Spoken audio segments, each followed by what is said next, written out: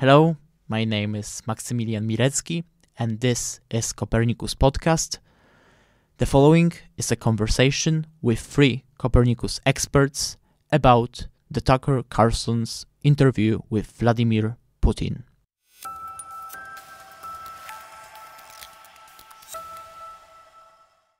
I invited to our discussion Wiktor Babinski, who is a graduate student at Yale University studying modern East European history. He's working on a dissertation about Polish grand strategy in Eastern Europe and the formation of the post-Cold War international order. My another guest is Martin Richter, a postdoc research fellow and lecturer in international relations at the University of Surrey. Previously, he was a research fellow at Research Center for East European Studies at the University of Bremen, a fellow at Harvard University, and a visiting researcher at the German Institute for International and Security Affairs. He holds a PhD in the political economy field from the University of Bremen and is a co-founder and academic advisor of the Coopernicus platform. My last guest, but not least, is Zuzanna Buszman, young EU civil servant and doctoral researcher with special interest in climate change and international environmental law, lawyer and social activist with highly developed communication and team management skills, dedicated as well as trustworthy, with a sense of thirst for knowledge and new challenges. And now I would like to invite you to listening our conversation. On Friday, Polish Ministry of Foreign Affairs issued a statement regarding 10 lies told by Vladimir Putin about Poland and Ukraine, which Tucker Carlson did not correct. This includes allegations about Poland's collaboration with Nazi Germany, Ukraine as an artificial creation of Lenin and Stalin, and NATO establishing bases in Ukraine. Which of these statements outraged you the most? Michael, maybe you can start. Thank you very much for the invitation.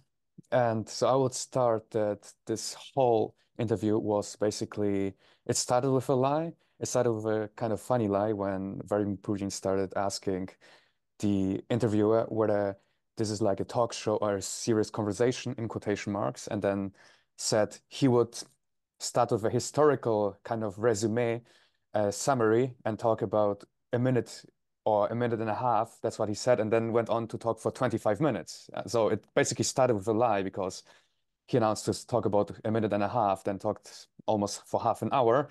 And so it was then continued by lies and it ended with lies. So it was basically one huge lie, so to say.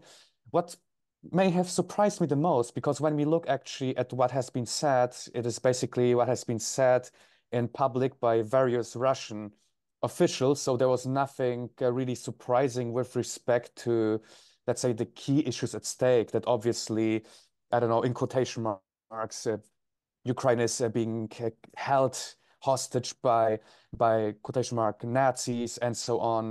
That Russia needs to denazify Ukraine. But what I found very interesting, because we have to keep in mind that this whole interview was addressed at the American public and the Western public as such. So because in the Russian public realm, all those narratives are being spread continuously.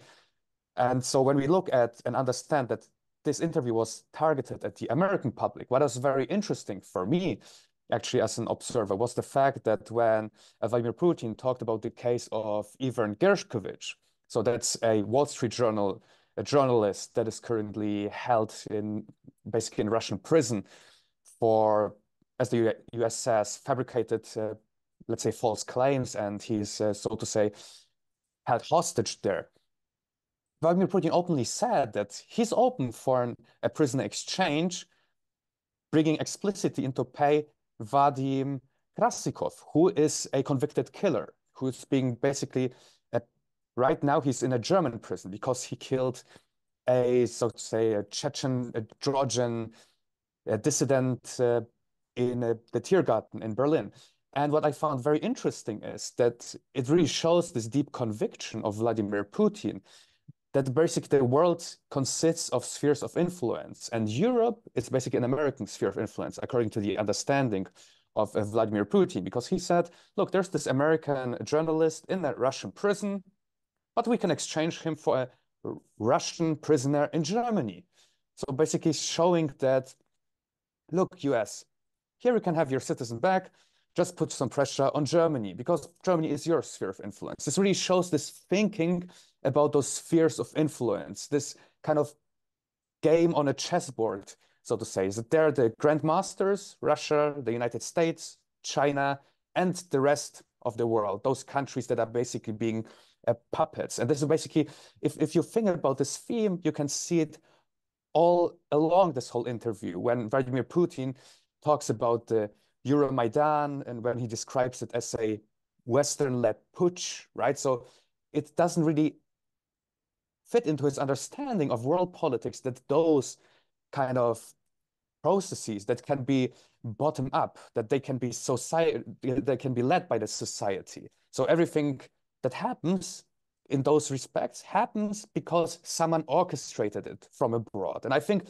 this was kind of not very surprising, but I found it very interesting. And it was by the directness of it, because this whole interview could be summarized by really this theme of great power theater.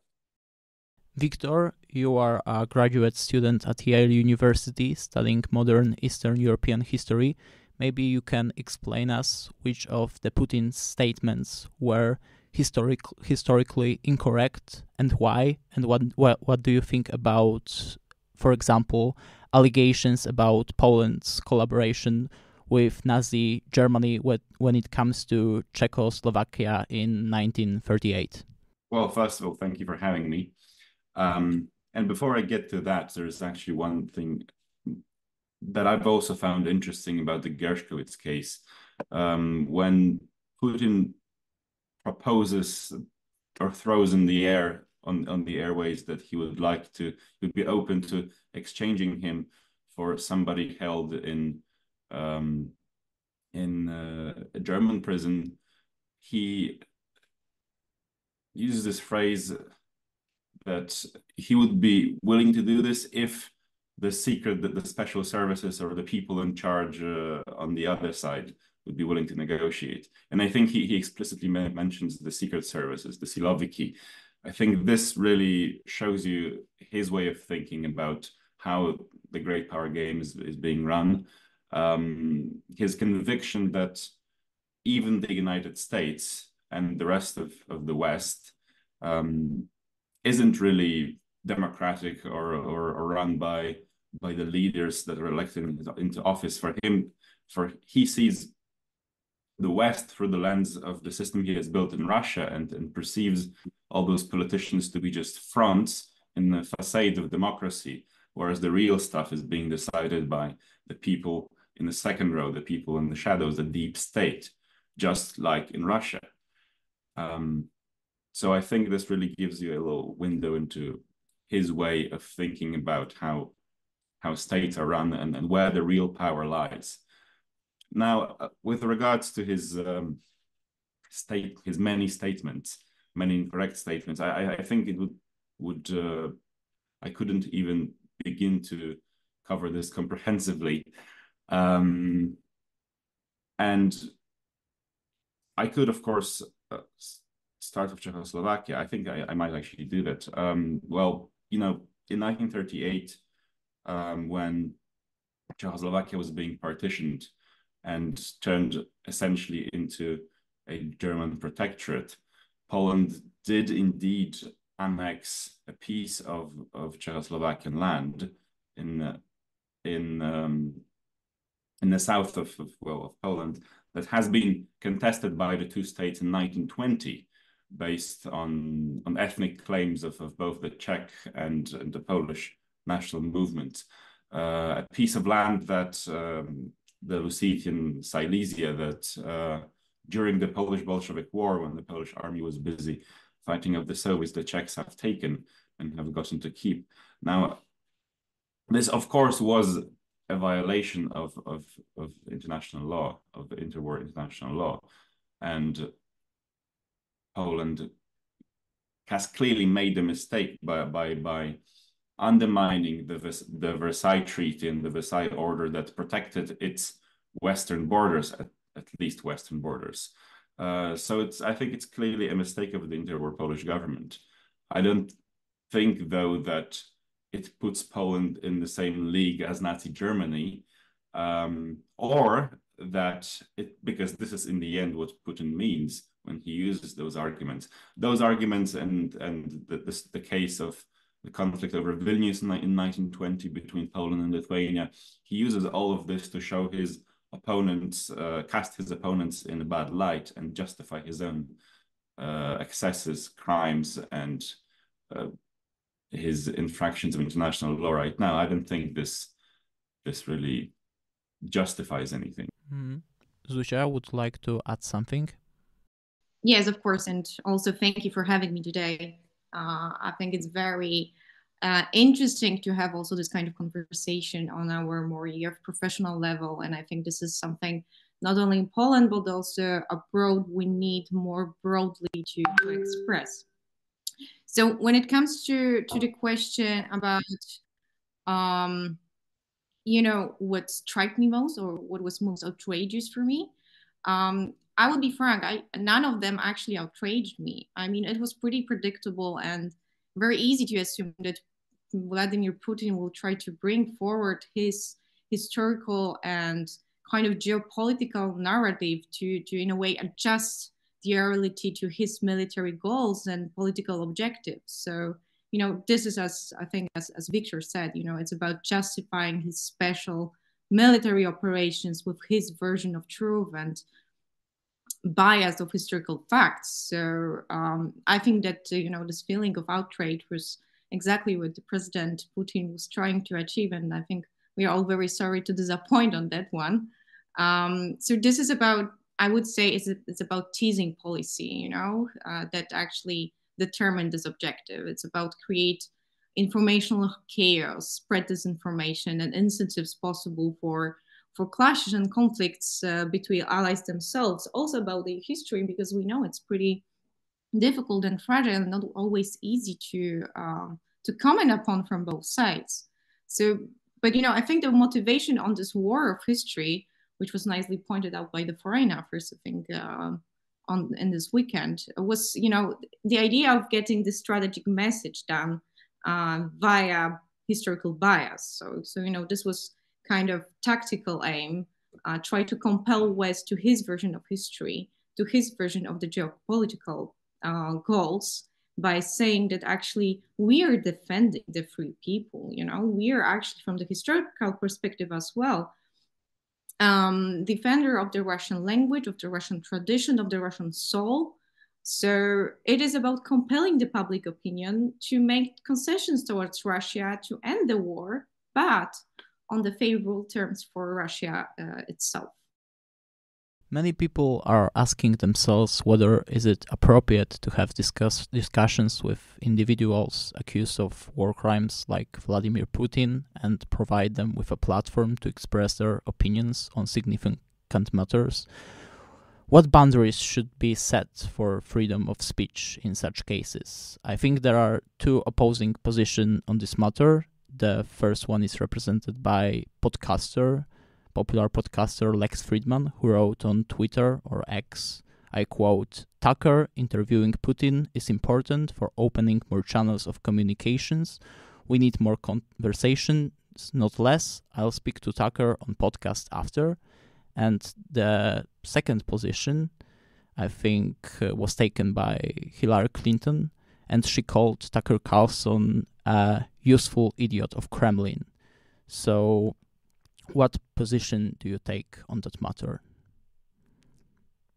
Zuzia, maybe you can start now. Sorry, I keep muting myself. So you hear my cat actually meowing all this time. I think she also wants to have a voice. Okay, so the question you've raised touches on several very complex issues and areas, as you already mentioned.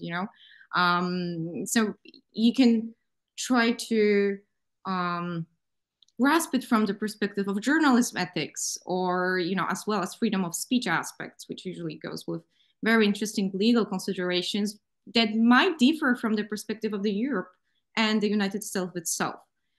So we have diverse opinions, and I don't think we have, you know, one size fits all answers for that. But we can face arguments from both sides of the spectrum of, you know, conducting such controversial interviews.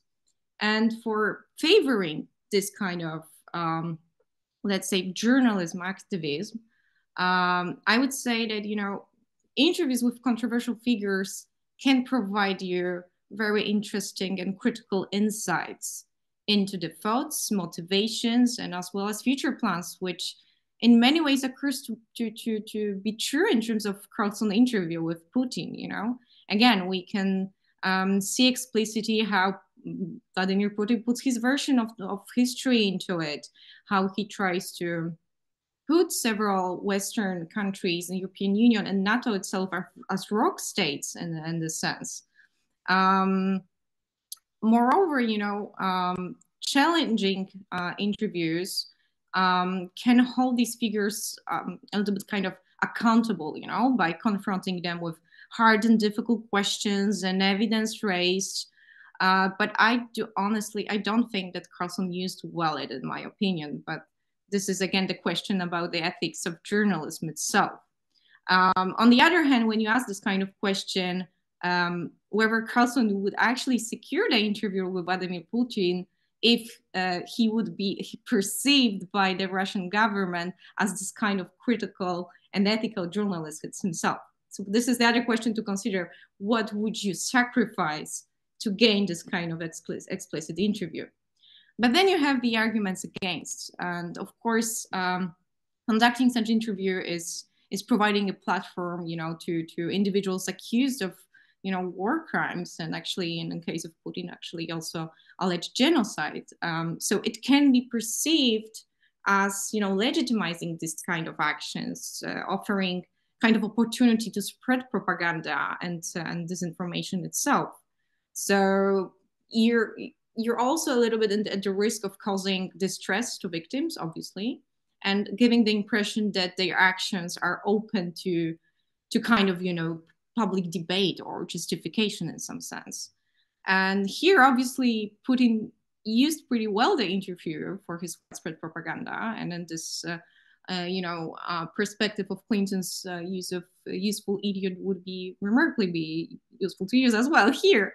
So, you know, this is a huge propaganda tip for the whole Western world. So it is, again, about how we as the Western world, how we as Polish people, how we as European Union and, you know, allies within NATO can hold this, you know. So this is about how our governments, how about academia, NGOs as us itself, can provide the public with, you know, with information, with explanation of what actually happened and what are actual facts and how this narrative was used against these facts. So, you know, that the society is able to assess critically what they heard, distinguish, you know, from the populistic views and disinformation and the kind of hate speech. And lastly, I mean, it was all about journalism ethics itself. But then we have, again, these arguments of the freedom of speech. So again, for favor, you can go with the argument that, you know, freedom of speech, it's the underpinning value of democratic society. And, you know, it's supposed to be an open discourse as essential part of healthy society. So even if you have very controversial, unpopular figures, they should have the opportunity to be heard, you know? And especially when you see this from the perspective of the United States, when the freedom of speech is protected by the First Amendment, and it's really big protection also for the hate speech itself. Of course, it has its limits. You cannot, for example, incite violence by that. But yeah, this is something very much, I would say, you know, grown into the public opinion of America. So this is also important to have into consideration. On the other hand, of course, you have this argument that freedom of speech comes with kind of responsibilities and limits. You know, so when we have this argument that speech can cause harm or incite violence, as it is also provided by the jurisprudence of the Supreme Court, in the US. It goes with the possible argumentation on public security considerations and their impact on the society. So again, it is about the ethical responsibility of how you actually conduct the interview. But in conclusion, I think we can pretty much handle this in terms of like, we can prepare societies on how we react responsibly, fact-based considerations, and with critical approach of how we take this kind of interviews. And I think we have all the necessary tools of communication and media and access to knowledge to bring it forward towards critical and well analyzed thinking about this. So even though we didn't got the ethical journalism itself, I think we can pretty well handle it as a public opinion. No, I'll be very brief on this. I think that as much as I disagree with and despise what Putin said in this interview and in many others, I think we have to be very careful with limits on freedom of speech. Freedom of speech is the foundation of our democracy, of democracy in Europe and in the United States. And we do restrict it. Make no mistake. We do have restrictions on freedom of speech, even in America. But these are very, very solidly justified. For example, like Zuzanna said, on inciting violence. But, we have to be very careful with deploying the censorship, because once deployed, it is very hard to retract and to make the distinction between what constitutes something that the public isn't prepared to hear and something that's okay to put out there. I mean, who decides that? Once we establish some sort of a standard for censoring interviews, public speech, even by the worst despots of this world, we have to have somebody who will decide what the public can or cannot hear. And I think we would have been getting into very, very slippery ground here. So I would actually much rather prefer the situation as it is right now, when a war criminal, Vladimir Putin, is able to give an interview to a Western journalist, and then the public sphere is able to fact check and point it out to anybody who would listen, rather than have somebody say, no, you can't hear that.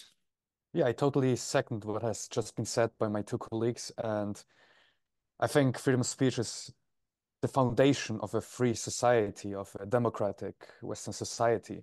And that's why we have to be very, very, very careful as far as any limitations are concerned, because this is like a holy grail that is basically enshrined into the let's say, the DNA of a free and, let's say, democratic society.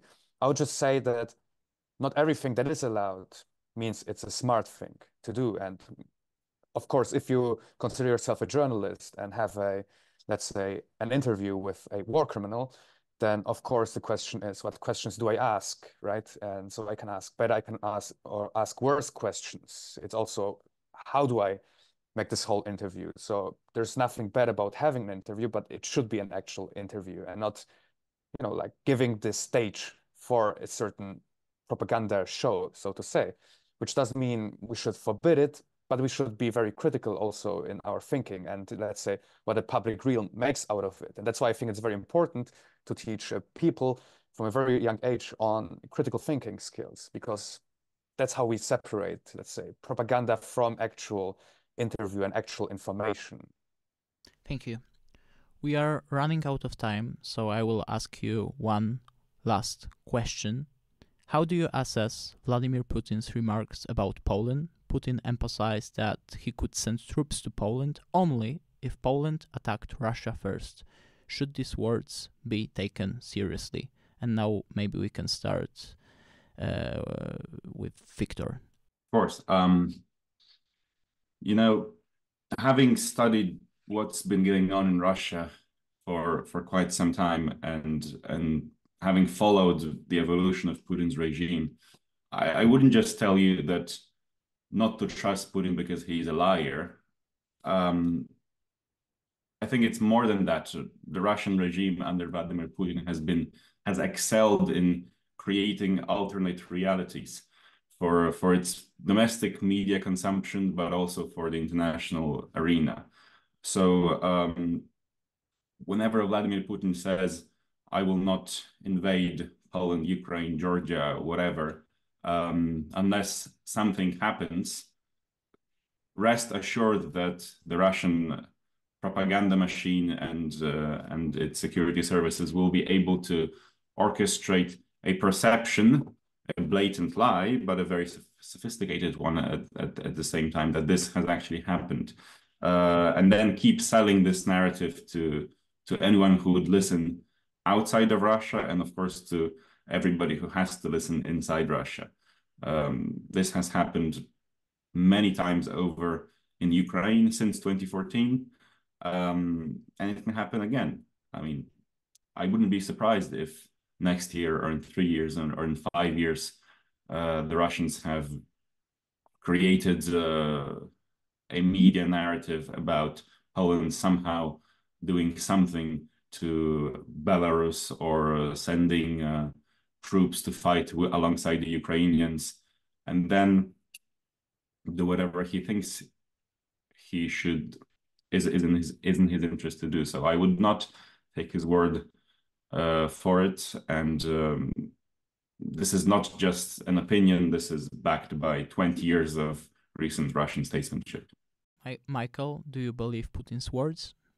I would add to what Victor just said, that it's not just the last 20 years, it's the whole Russian history. I think that's very important. If you look at the Russian history and the narrative surrounding Russian history, then there's one theme that is very important to keep in mind, that Russia never attacks, it just defends itself. So every war of conquest is being portrayed as necessarily defensive in nature, which is logically, it's not very coherent, but it's not about being coherent and logical, as Victor rightly pointed out, that the Russian propaganda machine is very skillful in portraying, let's say, an attack as defending itself.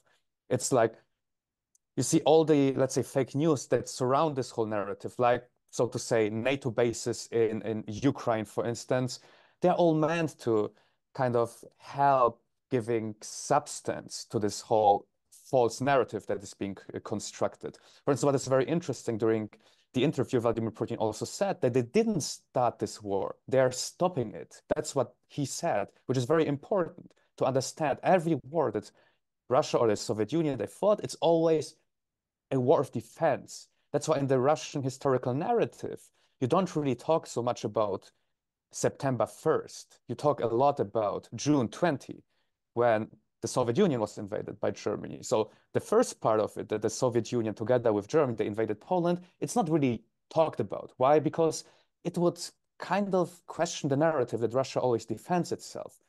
But what is quite interesting, just when we talk about the historical truth, certain narratives, also with respect to Poland, that now in Belarus, since 2021, we have the national holiday, the Day of National Unity, which is being celebrated on September 17th, right? Which means it relates back to September 17th, 1939, when the Soviet Union invaded Poland.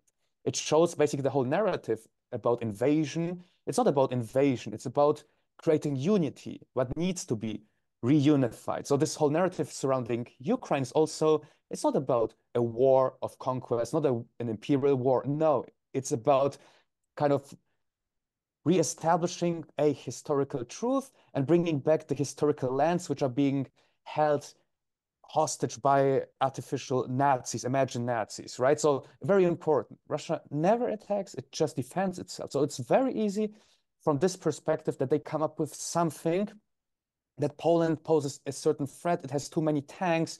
It is that's also important in the Russian propaganda realm. You always have this kind of accusation that Polish people are just Russophobic. They hate Russia. They changed the name of Kaliningrad to Królewiec officially, right? And it's so easy to just find a reason that an attack on Poland will be perceived as Russia just defending itself.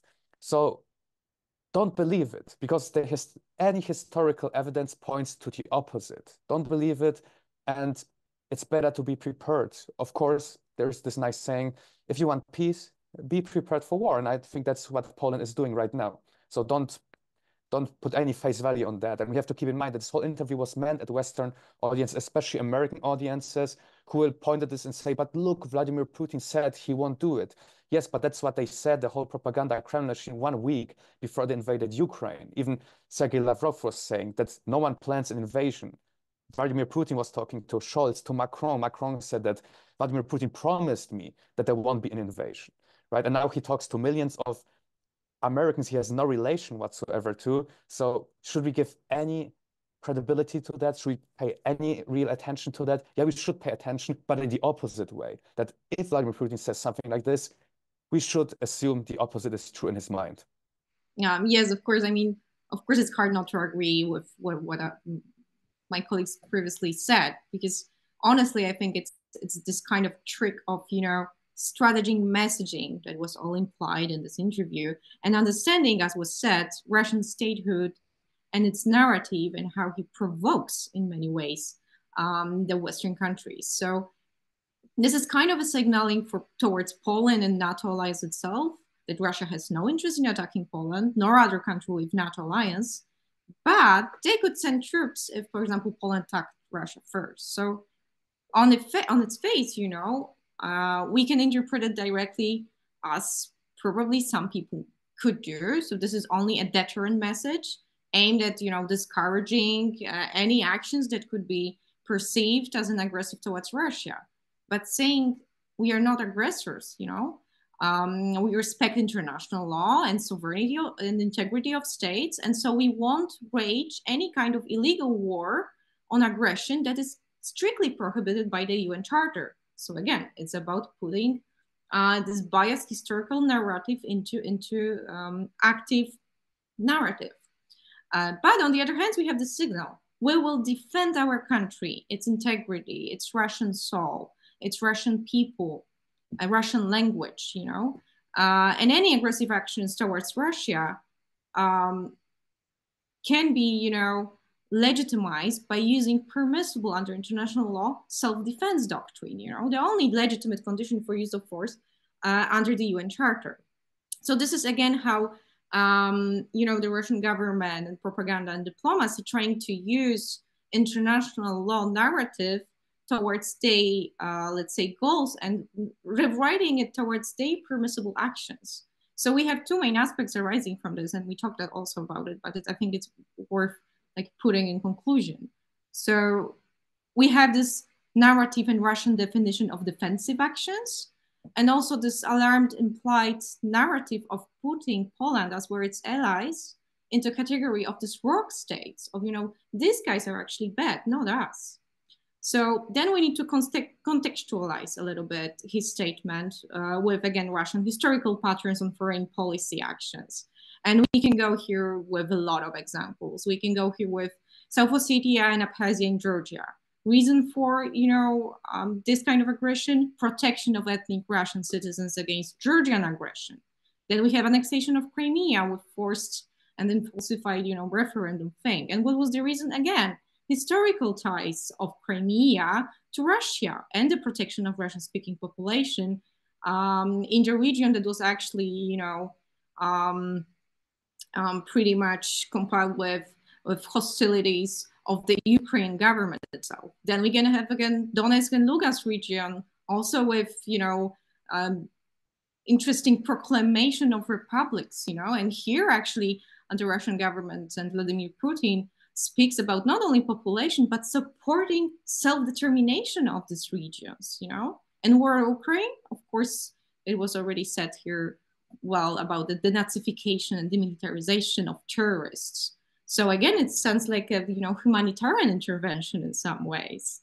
So in its face, how Russia defines defensive measures, well, it puts Vladimir Putin's government as, I would say, A+ peacemakers, with peacekeeping operations aiming at stabilizing the region and only protecting their people. So this is exactly this doctrine that was beautifully said by both Victor and Michael of using military force abroad for the sake of defending its national interests, sovereignty, and stabilizing peace.